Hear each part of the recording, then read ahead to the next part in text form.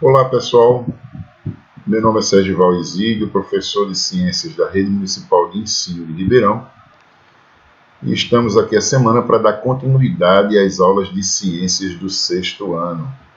Gostaria de mandar sempre um abraço para o pessoal da Secretaria de Educação de Ribeirão, o pessoal da equipe técnica da Secretaria, que está fazendo aí um trabalho muito bom, maravilhoso, para tentar levar essas aulas até vocês que são os nossos alunos. Hoje a gente vai falar sobre os subsistemas terrestres, né? Que nós vemos aí, vamos debater um pouquinho. Nós temos aí no sexto ano, a gente vai falar da atmosfera, da geosfera e por aí vai. Então eu queria explicar um pouquinho a vocês a respeito desses assuntos e lembrar mais uma vez que ainda estamos vivendo um momento de afastamento. A gente precisa ter muito cuidado ainda essa semana, alguns conhecidos nossos na nossa cidade que foram embora, nos deixaram, pessoas que tiveram uma importância para o município, né, como vimos aí o ex-vereador Flávio, o doutor Flávio, muito conhecido, amigo nosso, meu amigo também, uma pessoa de muito respeito. Então, assim, a cidade ainda se mantém em uma situação de afastamento. É importante que as pessoas respeitem essa determinação das autoridades, ok, pessoal? Nós vamos dar continuidade às nossas aulas aqui do projeto Educalive para a gente ter uma noção melhor a respeito desses subsistemas, tá bom? Vamos lá, o pessoal do sexto ano, nesse momento.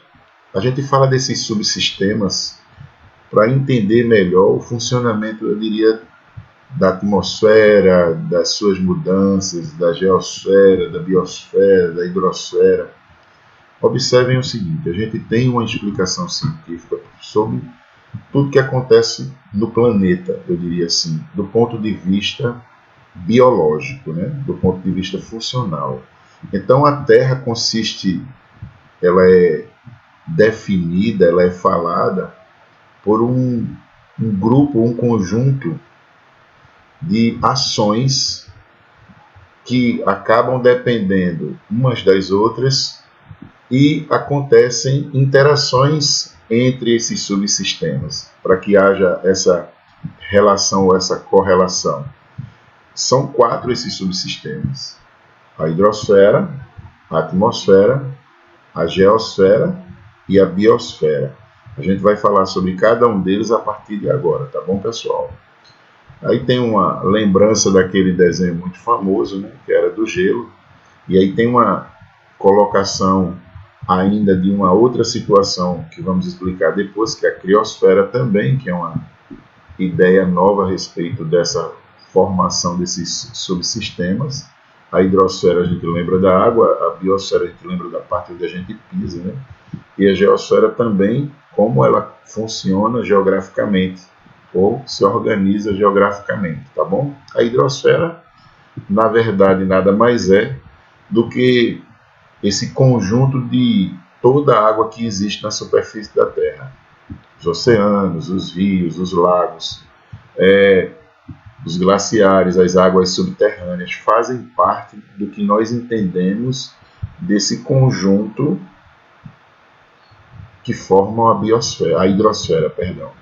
Então a hidrosfera é mais ou menos essa distribuição líquida de todas essas substâncias que existem no planeta. Os oceanos, rios, lagos e as águas subterrâneas também. E aí a gente tem mais ou menos uma ideia de como funciona cada distribuição dessa parte que estamos falando aí, tá bom? A atmosfera, muito mais famosa, a gente já escuta falar, porque é algo que todas as vezes que existe uma ação de pesquisa que é fora do planeta, que a gente precisa mandar algum satélite para o espaço, a gente lembra da atmosfera. Então, constitui, na verdade, uma camada gasosa que envolve a Terra, né? Sendo essencialmente composta por algumas substâncias, o azoto, 78%, o oxigênio, 21%, e seguindo-se do argão, 0,9%, e o dióxido de carbono, 0,03%. E existem ainda outros gases. Na verdade, a atmosfera é composta basicamente por esses gases, e são gases que têm uma relevância muito grande para essa formação que nós temos aí, que envolve ou que protege o globo terrestre de uma maneira geral. Aí a gente tem uma imagem muito bem colocada a respeito dessa suposta visão, que não é bem assim, de lá de cima, para a gente aqui. Aí a geosfera, como falar, como entender o que é a geosfera? A geosfera é essa camada mais dura, mais rígida, que constitui a crosta terrestre, né?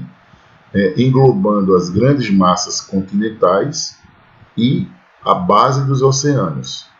E também ainda o material que é encontrado no interior do globo terrestre. A gente fala da geosfera, que depois a gente vai ver, que já comentou a respeito do manto, tal, o núcleo da Terra e tudo mais. É na geosfera que a maior parte do ser vivo encontra suporte para andar e habitar.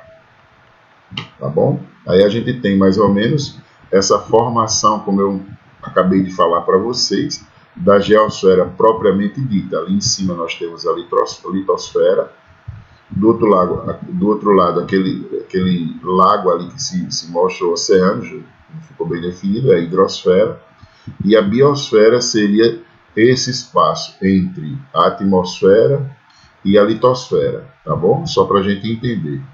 E a corrente de convecção que acontece no manto, que é a parte mais interna da geosfera, e a parte do núcleo, que seria essa parte que normalmente a gente tem a ideia de que seja mais dura, mas na verdade a gente vê que existe uma temperatura mais elevada no interior do nosso planeta, tá bom? Só para a gente visualizar o que é isso. Essa biosfera, como a foto mostra aí, eu falei anteriormente, ela é na verdade formada pelo conjunto dos seres vivos que habitam a Terra. E aí a gente tem uma ideia dos ecossistemas, né? Esse ecossistema, que na verdade são conjuntos particulares de uma determinada região, onde vivem espécies de animais, de seres que interagem entre si.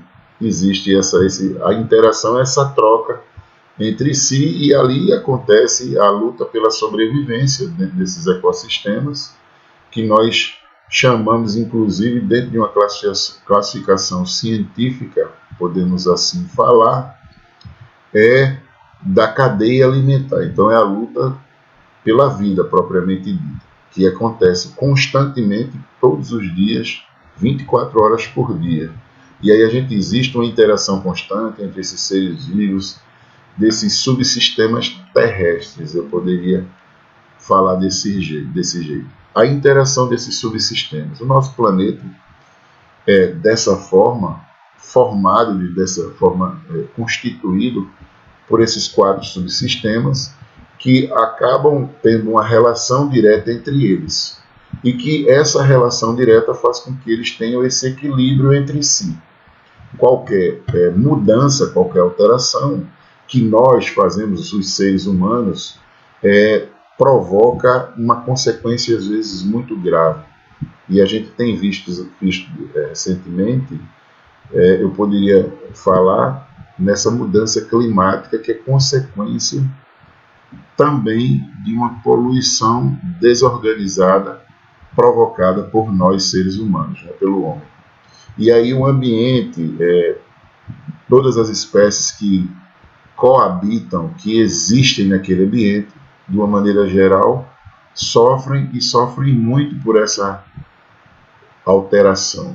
E aqui a gente tem uma ideia, um panorama melhor de como funciona, que a gente chama de chuva, precipitação pluviométrica, que na verdade tecnicamente tem esse nome, né? O solo, as reações químicas que acontecem, a atmosfera, quando a poluição prejudica a camada de ozônio, que é uma camada protetora dos raios do sol que não são saudáveis, que passam para o ser humano, que pode provocar algum tipo de doença no ser humano. Essa liberação desses gases, como ela funciona. Então, existe, na verdade, aí uma amostragem nessa foto, nessa figura, de como interagem esses 4 subsistemas que são colocados à nossa disposição no planeta, só para que vocês entendam melhor. E aí tem uma nova vertente aparecendo, que é a criosfera, né, que alguns livros mais atualizados já comentam quais são os componentes dessa criosfera. Na verdade, ele é um elemento climático e abrange principalmente as calotas polares, né, as geleiras. E a gente tem visto aí que ela tem sido muito atingida por conta dessas altas temperaturas no planeta, dessa poluição desenfreada. A gente fala também do efeito estufa, que seria uma temperatura mais elevada em determinados ambientes por conta dessa poluição, e há, logicamente, consequências principalmente para essas geleiras. Os gelos e rios e lagos, a neve e os solos congelados que se localizam na criosfera. A escala de tempo com que cada um desses componentes da criosfera se altera é relativamente diferente do que a gente entende. E aí a gente percebe que existe um degelo, por dizer assim, em algumas dessas regiões que são afetadas ou que são comentadas dentro ou diretamente ligadas à criosfera. Tá bom? Só para a gente dar uma olhada melhorada nisso aí. E aí os gelos e rios que acabam usualmente se formando no inverno acabam desaparecendo no verão, mas isso é uma ação rotineira, né? Sem muito quando não há uma intensidade nessa poluição. Por sua vez, avança o recuo das águas ou estações do ano. Por que tem um entendimento? A gente precisa ter um entendimento sobre a criosfera. Porque, normalmente, quando há um controle nessa região, diria assim, de temperatura, tem, eu diria assim, um reflexo muito direto nos continentes, né? Porque as estações do ano vão ter uma relação direta com essas mudanças que acontecem nessas regiões mais frias. E a gente tem o aumento, o acréscimo do nível da água do mar, e aí a gente tem uma ideia dessa formação. A gente tem uma ideia que cada calota polar do leste da Antártida se tornou relativamente estável há cerca de 14 milhões de anos. É muito tempo, não é verdade? E aí, essa é a parte da criosfera, né, pessoal? Só para a gente ter uma visão melhorada da coisa, de como ela funciona, onde ela funciona e quais são os efeitos, eu diria assim, de muitas das ações do homem. Todos os componentes da criosfera, na verdade, são sensíveis ao clima e essas mudanças de temperatura ou até da precipitação, que na verdade a precipitação nada mais é do que a chuva, que nós chamamos tecnicamente, como eu falei anteriormente, de precipitação pluviométrica. Eles correspondem tanto à variabilidade natural do clima, particularmente aqueles que de vida mais curta, particularmente aqueles seres de vida mais curta, quanto aquele tempo de vida mais curta do clima, quanto à mudança de longo prazo do sistema climático. Por isso, ela é considerada uma das medidas naturais do sistema do clima. Então, a criosfera, o controle da temperatura nas calotas polares, tem uma importância muito grande na definição do clima em todo o restante do planeta. Eu poderia até falar assim, gente, se houver uma alteração muito brusca, uma mudança muito forte nessa região, o planeta todo sofre. Então, é considerado um subsistema de complemento assim, porque alguns livros não fazem uma relação direta à criosfera, mas ela tem uma importância muito grande no comportamento do clima no restante do globo terrestre. Então é preciso que haja muita atenção com relação a esse tipo de situação. Ó, gente, a gente falou dessa relação, dessa estabilidade do clima, de como funciona, onde a vida acontece, da atmosfera, da hidrosfera, da litosfera, mas a gente também tem que dar continuidade, como na aula anterior a gente falou, aos movimentos que a Terra executa. Mesmo quando está havendo toda essa interação entre todos esses subsistemas, a Terra desenvolve uma atividade eu diria assim, rotineira, porque ela não é considerada, o planeta da gente não é um planeta estático, ele não é parado. Então ele realiza movimentos todos os dias e durante todo o ano. A gente vai entender melhor como esses movimentos acontecem agora. A Terra não é nada estática. Portanto, ela está constantemente em movimento ou em grande movimentação. O planeta realiza diversos movimentos e a gente lembra dos nomes desses movimentos. Movimentos que seria a rotação e a translação, que seria o movimento em torno do seu próprio eixo e o outro movimento em torno do Sol, que é a estrela que acaba tomando conta da gente nesse sistema todo de organização planetária. Então, assim, sabemos que a Terra, como outros corpos celestes, não está parada, portanto, tem que realizar movimento. Mas, professor, a gente não sente quando isso acontece, é verdade.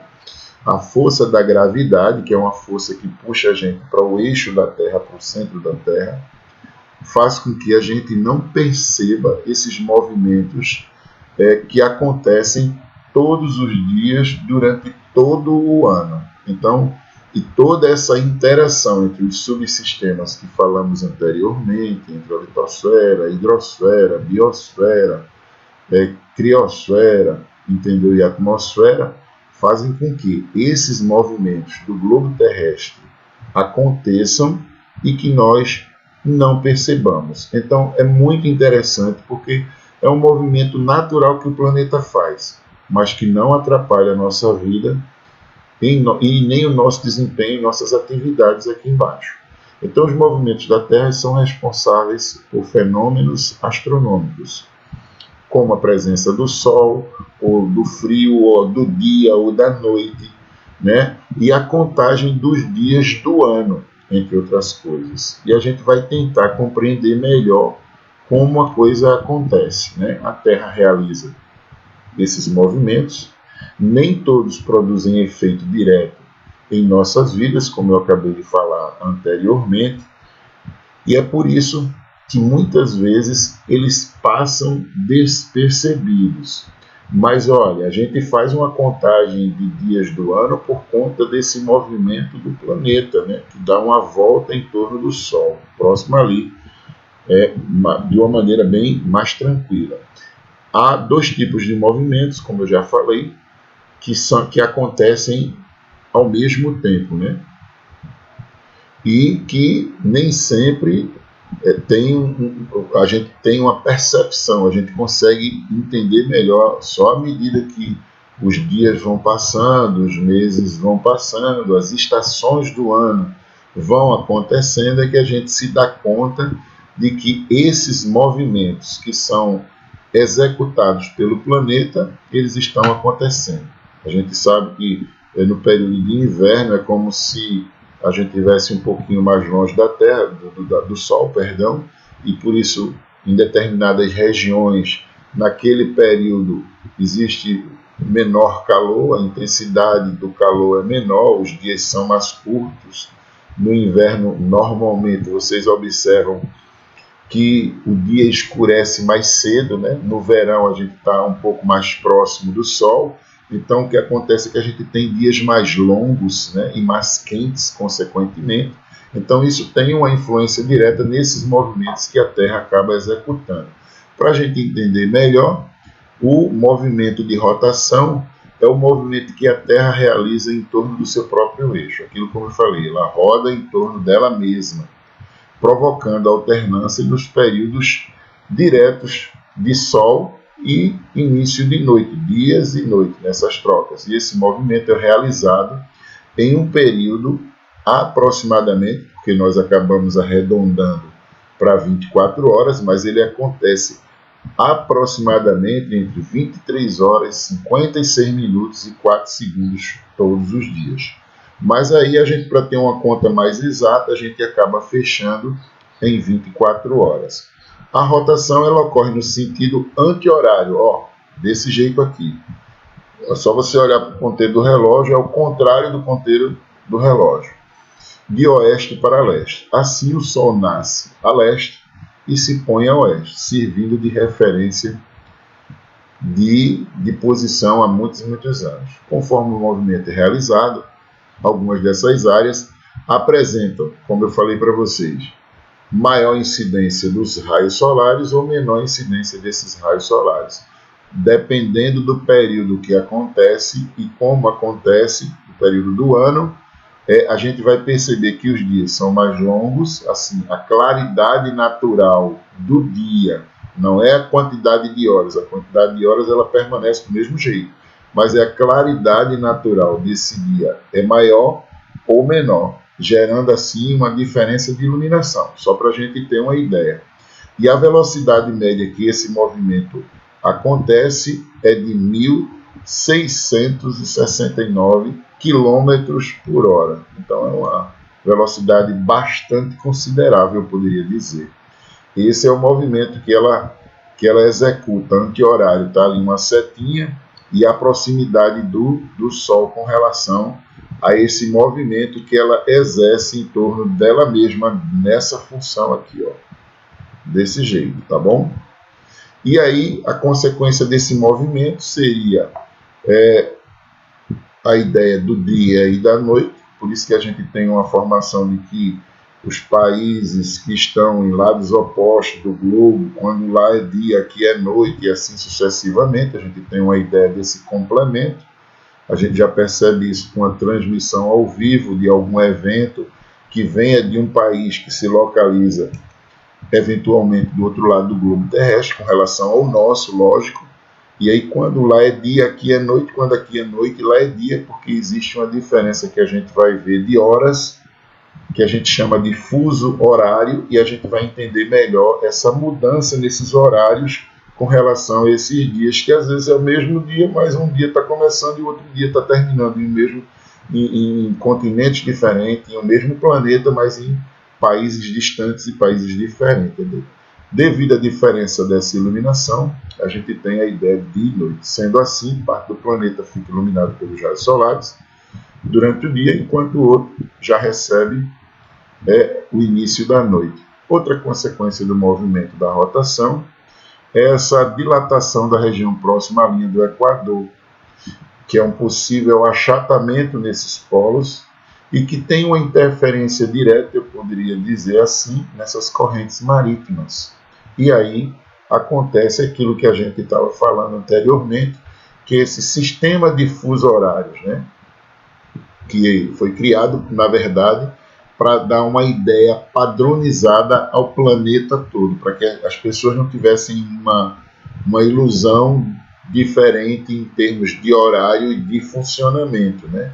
E essa divisão ela acontece a partir do entendimento de que a Terra dá um giro de 360 graus, essa coisa do todo o giro em torno dela em 24 horas, que corresponde ao período de aproximadamente um dia, para a gente ter esse movimento completo de rotação. Um outro movimento que a gente também conhece é o movimento de translação, que é realizado, né, em torno do Sol, que acontece nessa ideia de 365 dias, 5 horas e 48 minutos, que acaba resultando na passagem completa de um ano. Né? A gente, para efeito da matemática, a gente fecha tudo ali, compila tudo em 365 dias. A velocidade média que essa volta em torno do Sol acontece é de 107 mil quilômetros. Então, assim, a translação é realizada ao mesmo tempo que também acontece a rotação. A velocidade do movimento ela altera-se conforme a Terra aproxima-se ou se distancia do Sol.